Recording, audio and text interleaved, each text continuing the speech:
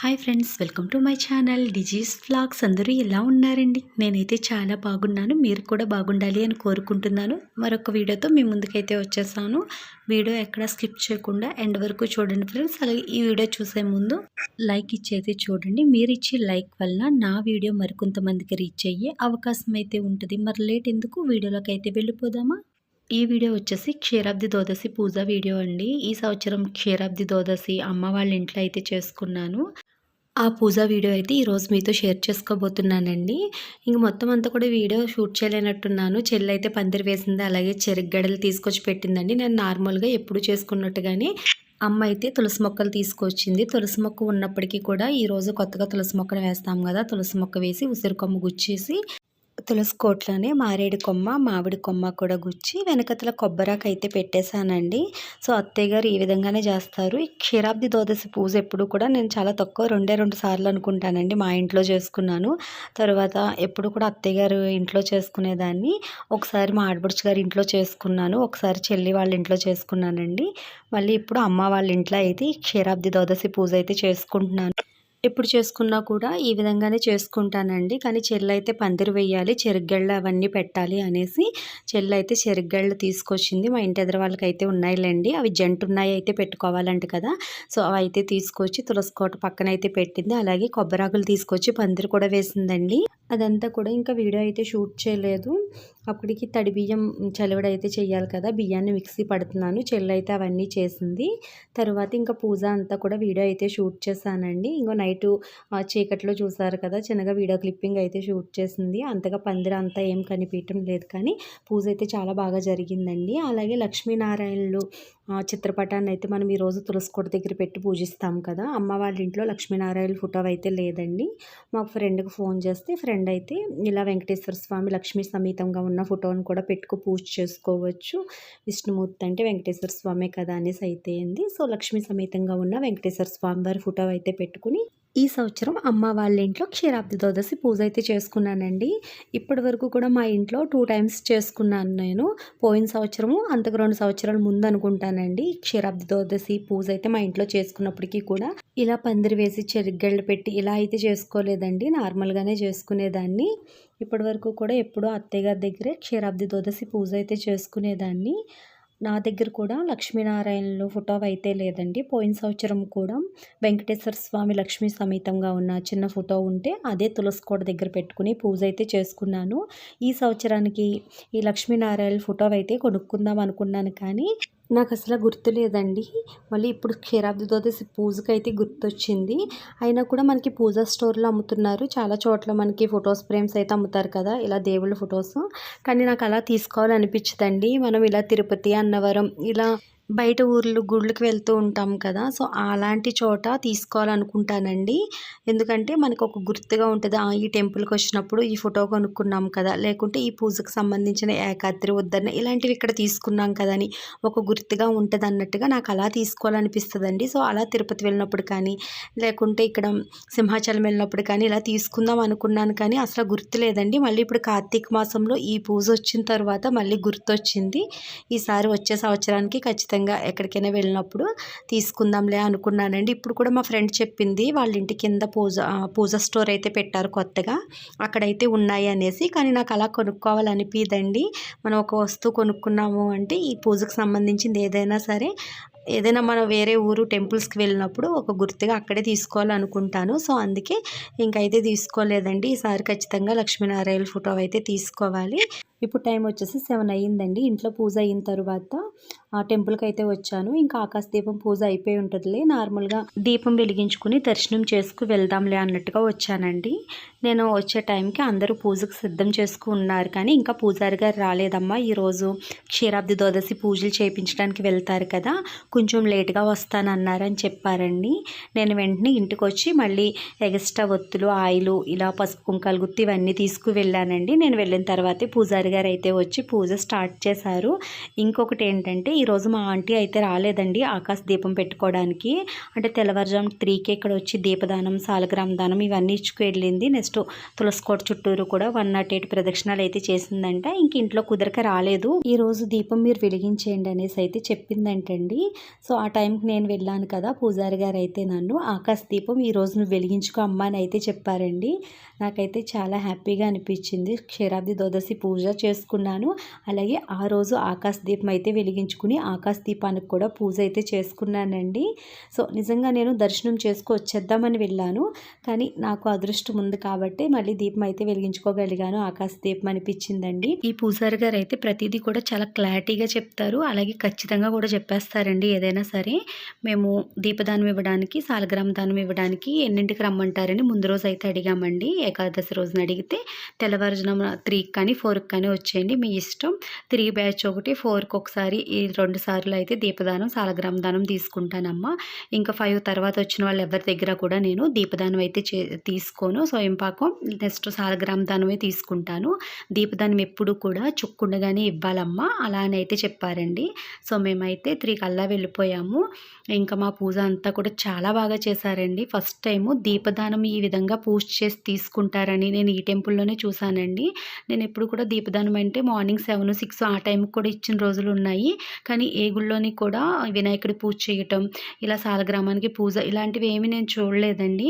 మా ఊర్లో first time నేను దీపదానం అంటే ఈ విధంగా ఇస్తారా అని ఇక్కడే చూశానండి. దీపదానం అంటే వరిపిండి ప్రమిదలో ఒత్తులు వేసేసి మనం 3 కానీ 5 కానీ మన ఇష్టం 11 కానీ ఒత్తులు పెట్టేసి వాటిని వెలిగించేసి పూజారి గారికి అయితే దీపదానం ఇచ్చేస్తాం కదా.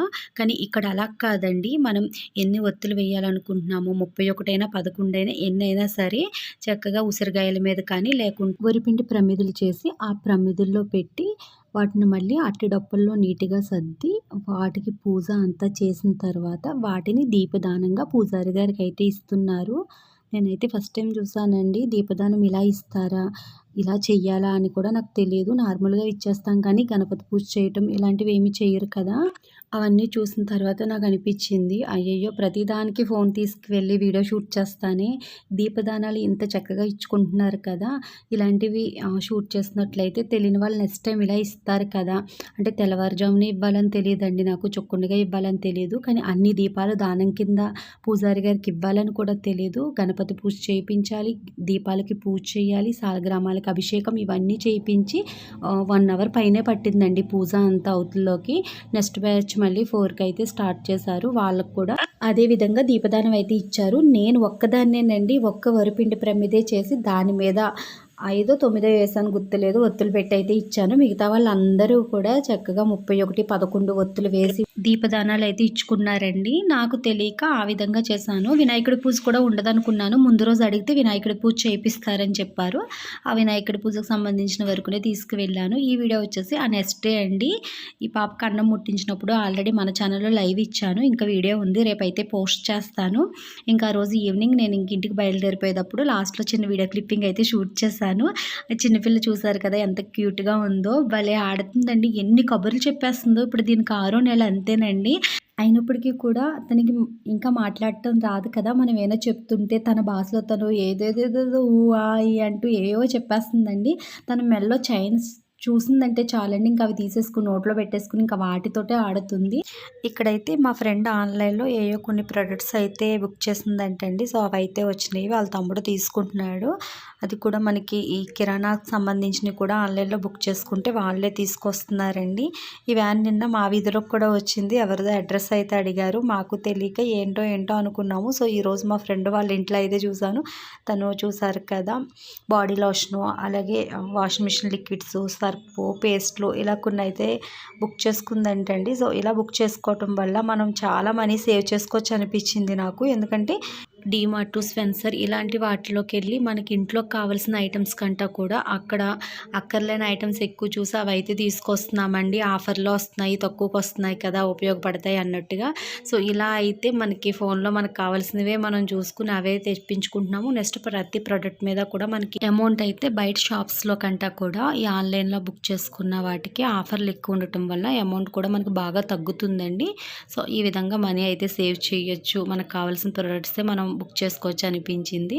ఈ వీడియో వచ్చేసి నెక్స్ట్ డే మార్నింగ్ అండి, కార్తీక పౌర్ణమి రోజు అయితే షూట్ చేశాను.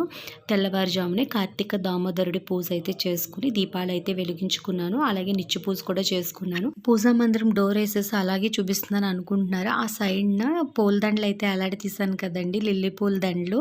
ఇవైతే ముందు రోజు చిన్న పాపకి అన్నం ముట్టించినప్పుడు అక్కడ డెకరేషన్ చేసిన పువ్వుల దండలండి. సో, ఆ రోజు ఆఫ్టర్‌నూన్ తీసేస్తుంటే నేను మా ఫ్రెండ్ అయితే తీసుకున్నాము. నేనైతే మామూలుగా లిల్లీ పూలు మా ఇంటి పక్క అత్తకైతే ఇష్టం. తనకిద్దాం కదా అన్నట్టుగా ఒక దండ అయితే తీసానండి. మా ఫ్రెండ్ అంది, "ఇవన్నీ కూడా పడేయటమే కదా! ఇంకెందుకు యూజ్ అవ్వవు కదా! పట్టుకు వెళ్ళి గుమ్మాలకు పెట్టు. ఇల్లంతా కూడా మంచి స్మెల్ వస్తది. ఇంట్లో పెడితే" లిల్లీ పూలు అందండి. లిల్లీ పూలు ఏం స్మెల్ వస్తాయి? మల్లెలు, జాజులు అయితే మంచి స్మెల్ వస్తాయి కదా! ఇది లిల్లీ పూలు గుమ్మాలకు పెట్టమంటుంది ఏంటా అనుకున్నానండి. కానీ ఈరోజు మార్నింగ్ లేవగానే నైట్ అంతా తలుపులు క్లోజ్ చేసి ఉండటం వల్ల మొత్తం హాల్ అంతా కూడా మంచి స్మెల్ పట్టేసిందండి. మార్నింగే హాల్లోకి రాగానే మంచి స్మెల్ వచ్చింది. జాజులు, మల్లెపూల కంటే కూడా లిల్లీ పూల స్మెల్ ఎక్కువ బాగుంటుందని వాళ్ళు అన్నారు. అందుకేనేమో అనిపించిందండి. ఇక్కడ నైట్ కార్తీక పౌర్ణమి చంద్రుడి పూజ అయితే చేసుకుంటున్నారు మా ఇంటి పక్క వాళ్ళు. మా సైడు కార్తీక పౌర్ణమి చంద్రుడి పూజ ఏ విధంగా చేసుకుంటారో ఈ వీడియోలో ఆవిడైతే చాలా క్లారిటీగా చెప్పారండి. ఇప్పటి వరకు నాకు తెలియదు ఈ విధంగా చేసుకుంటారనేది. నేనైతే వేరే విధంగా చేస్తానండి. వీళ్ళు ఈ విధంగా చేస్తున్నారు. కుంకుమ, పసుపు, చందన గంధం, మామూలుది, ఇంకా సలువుడు అదేమో వరిపిండా, ఇది వరిపిండి చంద్రుడా కాదా? సలువుడు అలా పెట్టాలి, జరిపేవా? జరిపోయినది చెయ్యాలి. ఆవు పాలు, పసుపులు, కుంకాలు, పువ్వులు అన్నీ చేసి ఇక్కడ అన్నిటికి నైవేద్యాలు అన్నీ పెట్టుకోవాలి. అయితే నాకు అలా తెలియదు. బెల్లం ముక్కలు అన్నీ పెట్టుకోవాలి. అప్పుడు మనం పెట్టిన పలారాలన్నీ ఒక ఆకులు వేసి కొబ్బరికాయ. కార్తీక పౌర్ణమి పూజ ఈ విధంగా చేసుకుంటారని నాకు తెలియదండి. నేను ఎప్పుడు కూడా ఎక్కడ చూడలేదు. నా వరకు ఏంటంటే ఒక తవలపాకులో వరిపిండి వేసేసి చంద్రుడిలా చేసేసుకుని ఆ వరిపిండికే పూజ అయితే ఇలా తులసికోట కాడ చేసేసుకుని నైవేద్యాలన్నీ సమర్పించి పాలల్లో చంద్రుడిని అయితే చూసేస్తాను. ఆ విధంగానే ఇప్పటి వరకు నేను కార్తీక పౌర్ణమి పూజలన్నీ చేసుకున్నాను. మన ఛానల్లో వీడియోస్ కూడా ఉంటాయండి. పోయిన సంవత్సరం నేను అమ్మ వాళ్ళ ఇంట్లోనే కార్తీక పౌర్ణమి పూజ అయితే చేసుకున్నాను. ఆల్రెడీ ఆ వీడియో కూడా మన ఛానల్లో పోస్ట్ చేశాను. వీలైతే లింక్స్ అన్నీ కూడా డిస్క్రిప్షన్లో ఇస్తాను, ఒకసారి చూసేయండి ఫ్రెండ్స్. ఈ సంవత్సరం మా ఇంటి పక్క వాళ్ళు అయితే ఏ విధంగా చేసుకుంటున్నారో ఈ వీడియోలో మీతో షేర్ చేసుకోబోతున్నాను. అమ్మమ్మ వాళ్ళు అయితే ఇలా 5 రకాల చంద్రులను అయితే వేస్తారంటండి. ముందులో అమ్మమ్మ చెప్పారు కదా, అట్టాకు మీద 5 రకాల చంద్రులను అయితే వేసుకోవాలంట. అది కూడా ఇలా నెలవంకల్లా వెయ్యాలంట. మనం ధనుర్మాసంలో చందమామను పెడతాం కదా, ఆ విధంగా అయితే వేశారండి. పసుపు, కుంకుమ, చలివిడి, ఎర్ర చందనము, నార్మల్ చందనము, ఇలా 5 రకాల చంద్రులను అయితే వేసి 5 చందమామలకి కూడా కుంకుమ, పసుపు, అక్షింతలు, పువ్వులు సమర్పించి పూజ అయితే చేసుకోవాలంటండి. 5 చంద్రులకి కూడా విడివిడిగా 5 నైవేద్యాలు పెట్టాక తర్వాత లక్ష్మీనారాయణ పూజ చేసుకుని ఇలా 365 వెలిగించుకుని మొత్తం దీపాలన్నీ కూడా మన ఇష్టం ఎన్నైనా వెలిగించుకోవచ్చు అంటండి. ఆ విధంగా కార్తీక పౌర్ణమి చంద్రుడికి పూజ అయితే చేసుకుంటారంట. నేను ఎప్పుడో చిన్నతనంలో చూసానండి. మాకు వేణుగోపాల స్వామి టెంపుల్లో ప్రతి ఒక్కరు కూడా ఇప్పుడంటే ఇంట్లో తులసికోట దగ్గర ఈ పౌర్ణమి పూజ అయితే చేసుకుంటున్నారు. కానీ మా చిన్నతనంలో ఎక్కువగా విష్ణాలయంలో చేసుకునేవారండి. అప్పుడు చూశాను, కానీ ఇలా చంద్రుడిని అట్టాకులో వేసి చేసుకోవటం ఇలా అయితే నేను చూడలేదు. నాకు గుర్తు లేదండి, చూసినా కూడా అప్పుడు చిన్నతనం కదా.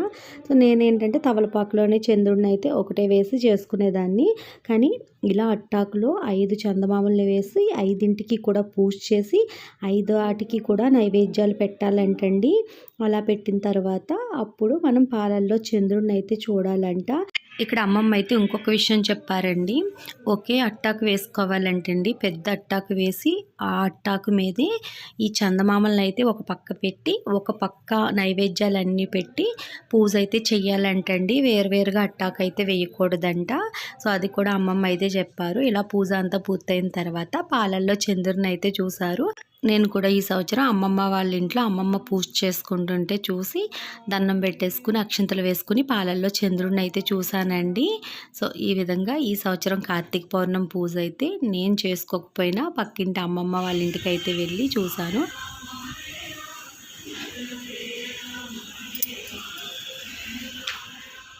అమ్మమ్మ పూజ అయిన తర్వాత నేనైతే టెంపుల్కి వెళ్ళానండి. అక్కడ దీపాలు అయితే వెలిగించుకుందాం కదా, కార్తీక పౌర్ణమి కదా అనేసి టెంపుల్ నుంచి వస్తూ ఇంకో అమ్మమ్మ వాళ్ళ ఇంటికి కూడా వెళ్ళానండి.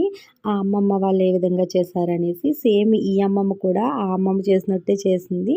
వాళ్ళు లక్ష్మీనారాయణ ఫోటో అయితే పెట్టారు. వీళ్ళు శివపార్వతుల ఫోటో అయితే పెట్టుకుని తులసి కోట పక్కనే పూజ అయితే చేసుకున్నారు. తులసి కోట దగ్గర అయితే చేసుకోలేదండి. అంటే చంద్రుడు అక్కడికైతే కనిపిస్తాడు కదా, ఇక్కడ తులసి కోట దగ్గర పందిరి అయితే వేసేసారు కదండి.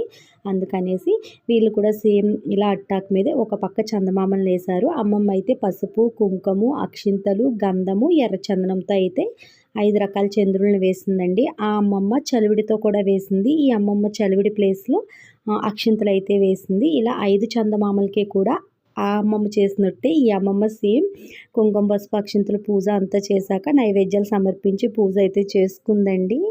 ఈ విధంగా పౌర్ణమి చంద్రుడు పూజ చేసుకోవాలని ఫస్ట్ టైం నేను ఇక్కడే చూసానండి. నేనంతా వేరే విధంగా చేస్తాను కదా, ఆ వీడియోస్ కూడా మీకు లింక్స్ అయితే ఇస్తాను చూడండి నేను ఏ విధంగా చేస్తాను. కానీ ఇదే విధంగా చేసుకోవాలంట వీళ్ళు ఆ అమ్మమ్మ కూడా. అంటే ఇక్కడ అందరూ అలాగే చేస్తారంట. నేను మా ఫ్రెండ్కి కూడా ఫోన్ చేసి అడిగితే అలాగే కదా చేసుకుంటాం అనేసి అయితే తను కూడా అందండి. నేను కానీ ఈ సంవత్సరం కార్తీక పౌర్ణమి పూజ చేసుకున్నట్లయితే ఈ విధంగా చేసుకుంటారని ఇప్పటికి కూడా నాకు తెలియకపోనులేండి. ఎందుకంటే మా ఇంట్లో పూజ చేసుకుంటూ నేను వాళ్ళ ఇంటికి అయితే వెళ్ళను కదా. నేనేంటంటే ఈ సంవత్సరం కుదురుద్దా లేదా అన్నట్టుగా కార్తీక పౌర్ణమి పూజ అయితే చేసుకోలేదు. నార్మల్గా పౌర్ణమికి తెల్లవారుజామునే కార్తీక దామోదరుడికి పూజ చేసేసుకుని టిఫిన్ అయితే తినేసానండి. ఇలా పాలల్లో చంద్రుని చూసి అదే కార్తీక పౌర్ణమి పూజ చేసుకోవాలనుకుంటే కనుక మార్నింగ్ నుంచి కూడా ఫాస్టింగ్ అయితే ఉండాలి. నైట్ ఇలా పాలల్లో చంద్రుని చూసిన తర్వాత ఆ పాలు తాగేసి చలివిడి వడపప్పు చేస్తాం కదా, అది తినేసి అయితే ఉంటారండి. ఇంక టిఫిన్ అలాంటిది ఏమి తినరు. సో ఆ విధంగా చేసిన వాళ్ళే కార్తీక పౌర్ణమి పూజ అయితే చేసుకుంటారు. ఈరోజు వీడియో అయితే ఇంతేనండి. ఈ వీడియో నచ్చినట్టయితే లైక్ చేయండి ఫ్రెండ్స్. రేపటి వీడియోలో కలుసుకుందాం. Bye friends.